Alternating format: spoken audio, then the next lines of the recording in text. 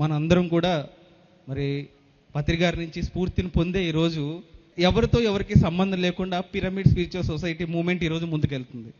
ఎక్కడో అమెరికాలో ధ్యానయజ్ఞం జరుగుతుంది, అమెరికాలో శాకాహార ర్యాలీ జరుగుతుంది, ఎక్కడో యూకేలో ఏదో జరుగుతుంది, ఎక్కడో నార్త్ ఇండియాలో ఎక్కడ జరుగుతుంది, తర్వాత ఈరోజు తెలంగాణలో, రాయలసీమలో, ఆంధ్రాలో ఎక్కడ దొరికితే అక్కడ ఎవరు సంబంధం లేదు.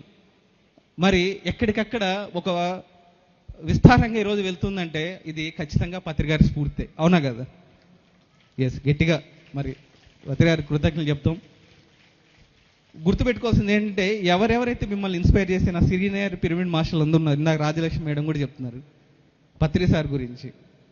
అందరూ మనం వాళ్ళ నుంచి విన్నాం పత్రికారి గురించి.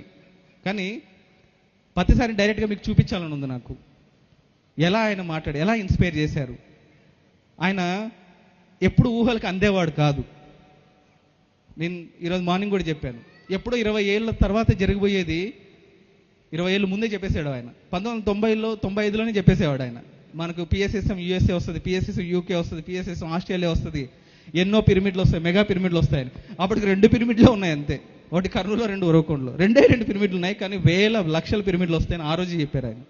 సో ఆయన ఒక విజనరీ. సో ఆయన ఆషామాషిగా పిరమిడ్ స్పిరిచువల్ సొసైటీని క్రియేట్ చేయలేదు. ఈరోజంటే మరి వశిష్ఠ గౌతమి ట్రస్ట్ సభ్యుల గొప్పతనం వల్ల, వాళ్ళ సేవ వల్ల ఈరోజు మనం హాయిగా ఇక్కడ కూర్చొని మనం ఇదంతా చూడగలుగుతున్నాం, తెలుసుకోగలుగుతున్నాం, ధ్యానం చేయగలుగుతున్నాం. మరి 35 సంవత్సరాల క్రితం ఇంత ఈజీగా లేదు. ఒక మనిషికి ధ్యానం చెప్పడానికి 45 వారాలు ఆయన కంటిన్యూస్గా ఒక్క మనిషికి ధ్యానం చెప్పడానికి ఆయన కర్నూలు నుంచి అనంతపూర్ వెళ్ళేవాళ్ళు. ఇలాంటి ఎన్ని సంఘటనలు అంటే లెక్క లేదు. ఈరోజు మనం ఇంతమంది ఉన్నాం కాబట్టి ఒక కార్యక్రమం చేసుకోగలుగుతున్నాం. కానీ ఆయన ఒక ఊరు నుంచి ఇంకో ఊరు వెళ్ళడానికి ఆయన జోబులో డబ్బులు కూడా ఉండేవి కాదు, అలాగే ఉండిపోయేవాళ్ళు. ఎవరో మాస్టర్ చూసి అరే నేంటి ఇక్కడ బస్ స్టాండ్లో వెయిట్ చేస్తున్నానని అడిగి తెలుసుకొని ఆయన జోబులో డబ్బులు పెట్టేవాళ్ళు. ఇలాంటివన్నీ ఆయనకు కష్టం కాదు, అది ఆయనకు చాలా ఇష్టం. ఆయన ఇష్టంతోనే అవన్నీ చేశారు. ప్రతి మనిషిని జ్ఞానోదయం చేయాలి, ప్రతి మనిషిని బుద్ధిని చేయాలి, ప్రతి మనిషిని ఆత్మజ్ఞాని చేయాలి, ఏ మనిషి జీవితంలో దుఃఖం ఉండకూడదని ఆయన ఎంతో ప్రయత్నం చేశారు ఆయన. సో మరి అలాంటి ప్రయత్నం చేసిన పత్రికారిని గురించి ఎందుకో ప్రపంచం తెలుసుకోవాలనిపించింది నాకు. ఎందుకంటే నేను ప్రత్యక్షంగా పత్రికారిని చూసి ఎంతో నేర్చుకుని ఎంతో ఇన్స్పైర్ అవుతుంటాను. ఎప్పుడైనా నేను కొంచెం లో అనిపించినా, కొంత డిసప్పాయింట్లో అయినా, నేను పత్రికారిని ఆయన చూసి ఇన్స్పైర్ అవుతాం. అట్లాగే జీవితంలో ఏదైనా ప్రశ్నలకి సమాధానం దొరకట్లేదన్నా సరే ఆయన ఆడియోలో వింటాను నేను. సో మరి ఎంత జీవితాన్ని మార్చాయంటే మాటలో చెప్పలేం.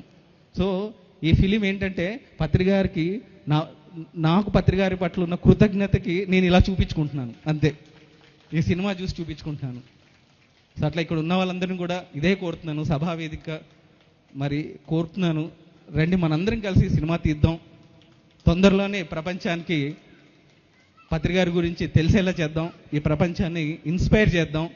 మరి ధ్యాన జగత్, శాకాహార జగత్, పిరమిడ్ జగత్లో ఈ ఫిలిం కూడా ఎంతో గొప్ప పాత్రని పోషించబోతుంది, ఇందులో సందేహం లేదు.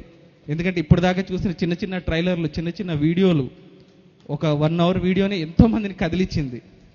ఖచ్చితంగా భవిష్యత్తులో ఒక పెను మార్పుకి బ్రహ్మర్షి పత్రిజీ డాక్యుమెంటరీ సిరీస్ కారణం అవుతుందని నేను ప్రగాఢంగా విశ్వసిస్తున్నాను.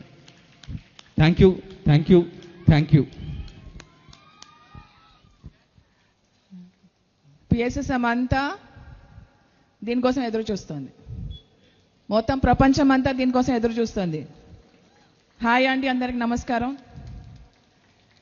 సో పిఎస్ఎస్ఎం అంతా వెంకట్ తోటి నడుద్దాం.